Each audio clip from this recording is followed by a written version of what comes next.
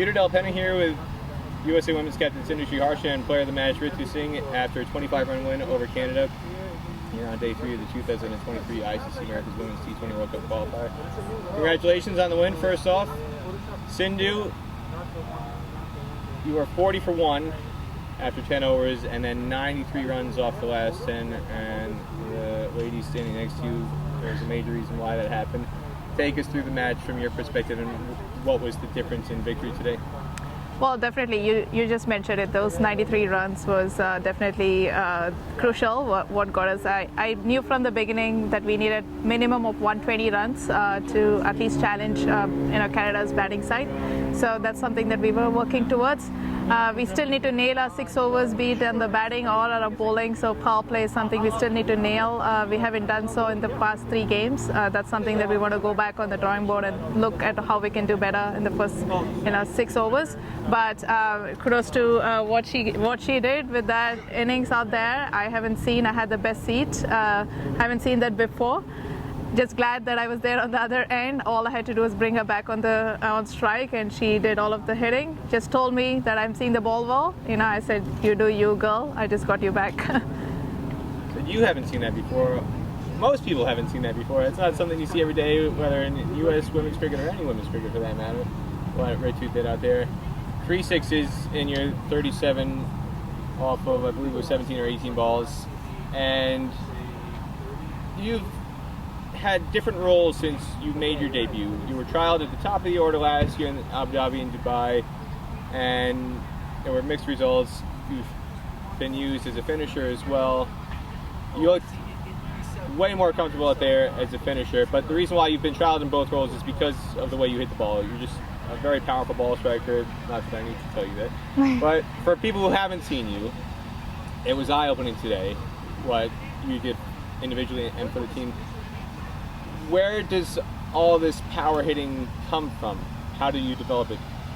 It comes from experience and what I bring from other sports. I've been playing cricket for almost 12 years now, and I play softball, I do gymnastics, I do all these different sports that helps me understand my game, my balance, how I'm seeing the ball, how I'm hitting it, and just like all the little things like footwork from one sport, bring it into cricket, like seeing the ball, timing the ball from softball, bring it into cricket, and that's just what built up my game.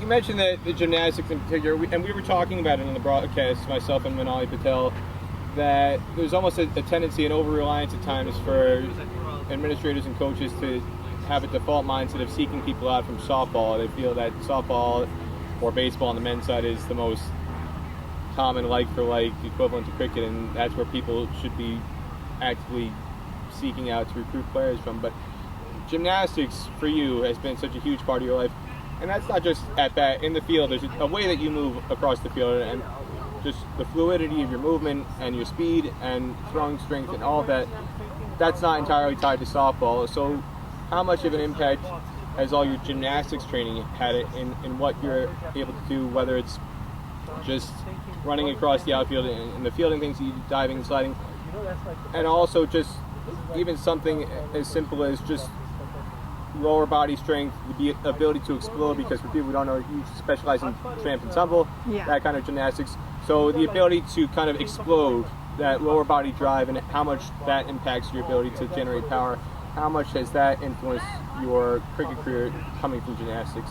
Coming from gymnastics, we learn a lot about how to balance our bodies, how to stay on our toes, how to bring power from not just our legs, but from down to our toes to our ankles, bring power from everywhere for running, for diving, for anything like that. We also learn how to fall properly, which is one of the most important things, is if you're off balance, can you fall and get back up really fast?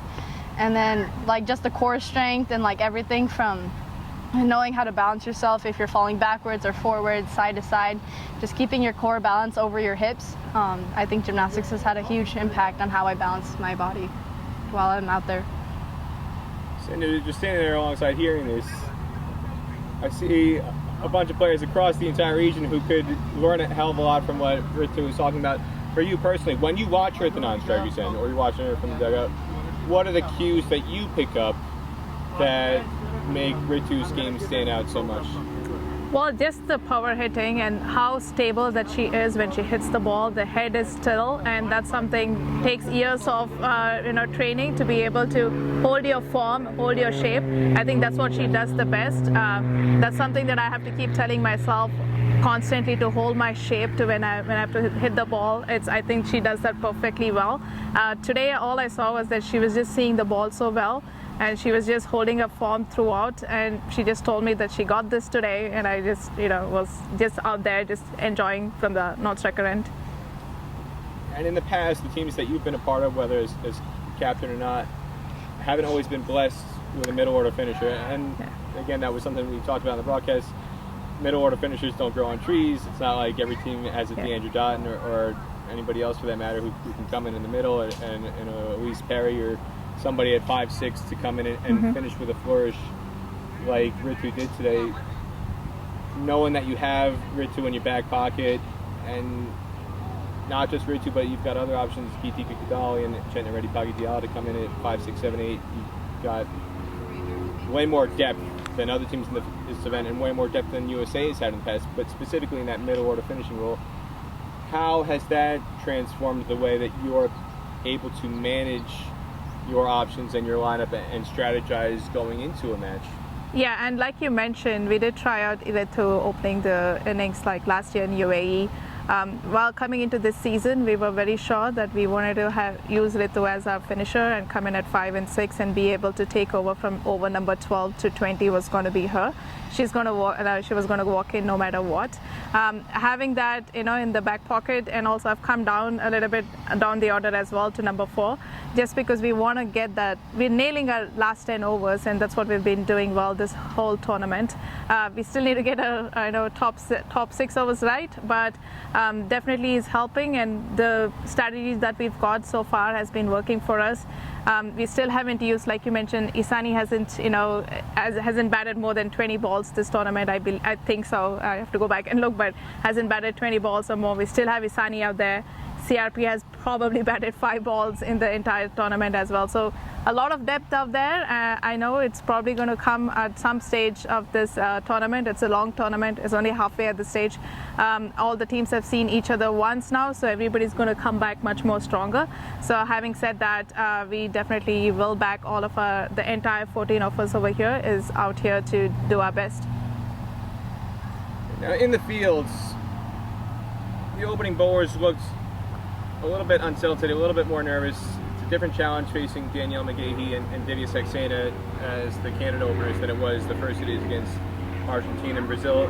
And even though this is the first time that Danielle McGahey's played against USA, a lot of you have played against McGahey and the other Canada players in events like the Houston Open and different events. So it's not the first time you would have come up against this kind of challenge. But it did look like both Gitika Kadali and Aditi Chudasama were struggling to control the ball with wides. There were an awful lot of wides. There were more wides in the first 2 overs than Canada had in their entire innings.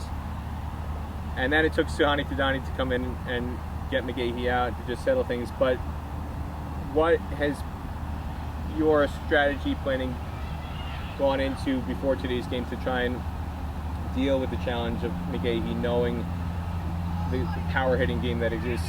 Yeah. Well, we definitely had a plan coming into this game, how we wanted to bowl to both of the openers, and knowing that both of them are power play and a power game, knowing their power game, but definitely we did not stick to the plans. We bowled quite a short balls to them, which wasn't in our plans. This is why we say it's a team game. We had Suhani come back into the game and get us back into the game. Geet's had a rough day today on the field, but that's fine. I think she is a fighter. She's going to come back much more stronger. Aditi Ba came back in the later part of the innings to bring us back into the game as well. I mean, this is what we train for. I mean, we cannot expect entire 11 of them to be performing at 100% all the time, and we back our team throughout, and all through the game we back our team and we support each other. If not one person, there'll be another person who's going to put their hands up today. Ritu put her hands up in bowling as well to give us those 2 overs. Like I said in the beginning of the tournament, we're not here to have one individual winners. We're here to have 11 match winners at each game. I want to make sure that all the 6 games that we play, we have 6 different match winners. That way we're building a team of a culture that anybody can put their hands up to be able to win us the game for USA. You did that in Mexico a couple of years ago. Yep. You had 5 different Player of the Match Award winners, and I know some people on the U.S. side were upset that Player of the Tournament award didn't go to the champions, but it was because top to bottom you had so much more depth, so many people stepping up Yep. instead of relying on just one person. And you mentioned Ritu, not just with the bat, but with the ball. You took a wicket as well today. And you've also had different roles bowling-wise. You filled different roles batting-wise for USA. You've filled different roles bowling-wise, depending on when you come on to bowl. On the bowling side for you, what allowed you to come out with the ball and be comfortable enough to succeed and get a wicket like you did today? I think it was just clear instructions. She told me to just bowl my stock delivery and everything will come my way, and so that's what I did, and it worked out perfectly for me. You make it sound so easy, but is it really that easy? I think like when I clear my mind and there's nothing in the back of my head, no panic, nothing like that, I do really well and I can pitch the ball exactly where I want to. And today, both with the bat and the ball, I had a clear mind and everything worked out. 3-0 after 3 days of play. What's it going to take for USA to replicate that in the round 2 of the double round robin event?